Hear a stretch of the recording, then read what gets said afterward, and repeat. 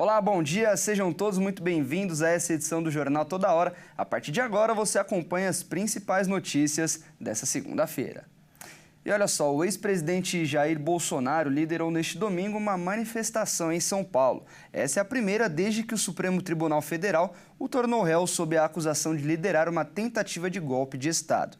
A mobilização pedia anistia aos condenados pelos atos de 8 de janeiro de 2023 lá em Brasília. Acompanhe. O ex-presidente Jair Bolsonaro reuniu milhares de apoiadores neste domingo em São Paulo para uma manifestação pela anistia dos condenados nos atos de 8 de janeiro de 2023 em Brasília.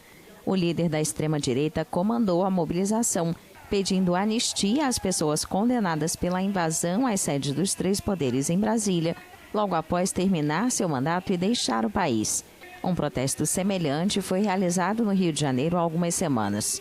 Eu peço a anistia dos condenados injustamente no dia 8 de janeiro em Brasília, porque simplesmente manifestavam suas opiniões. Mas eu não peço apenas isso.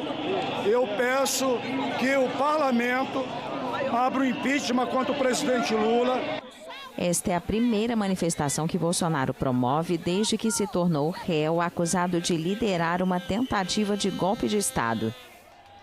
A partir do momento que eles tentam, criar sempre as narrativas e não conseguem provar nada, continuamos apoiando, sim, Bolsonaro.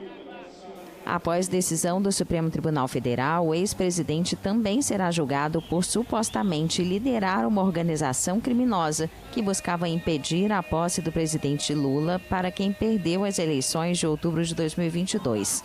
De acordo com os ministros, Bolsonaro buscou o apoio das Forças Armadas para impedir a posse de Lula.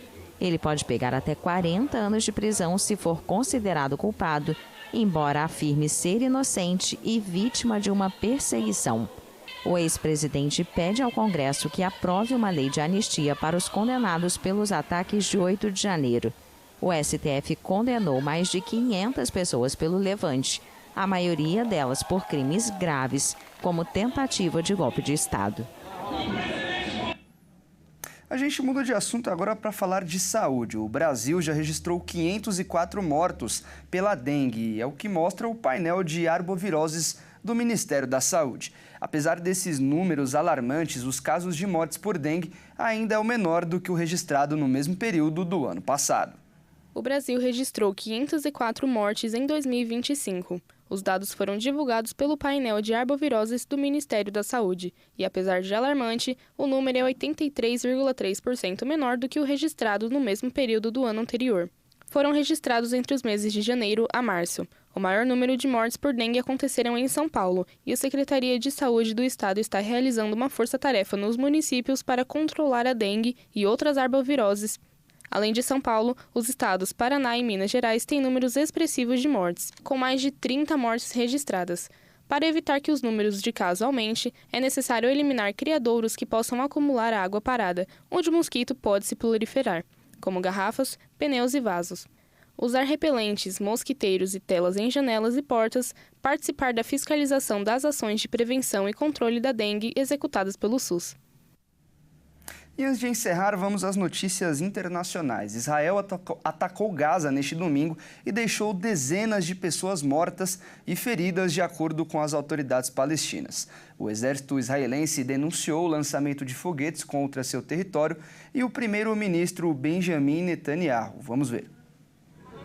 O primeiro-ministro israelense Benjamin Netanyahu ordenou uma forte resposta ao lançamento de foguetes a partir da faixa de Gaza neste domingo. O gabinete informou em um comunicado que o premier aprovou a continuação das intensas operações em Gaza contra o movimento islamista Hamas. Antes, o exército israelense informou que cerca de 10 projéteis foram lançados da faixa de Gaza em direção a Israel em alguns minutos neste domingo. A maioria deles foi interceptada. Israel intensificou nos últimos dias os ataques na faixa de Gaza, depois do cessar-fogo no começo do ano, que permitiu a libertação de reféns israelenses em troca de prisioneiros palestinos. A Defesa Civil de Gaza disse que os ataques aéreos israelenses em território palestino mataram dezenas de pessoas neste domingo, incluindo crianças. também houve muitos feridos. Em uma declaração, o Hamas, que tomou o poder em Gaza em 2007, condenou o assassinato deliberado de crianças no devastado território sitiado por Israel há 18 meses. Grandes colunas de fumaça subiram sobre a faixa de Gaza, onde várias áreas foram bombardeadas pelas forças israelenses. E essa edição do Toda Hora fica por aqui, mas às 11h30, Tabata Porte volta no Redação Hit com mais notícias. Até mais!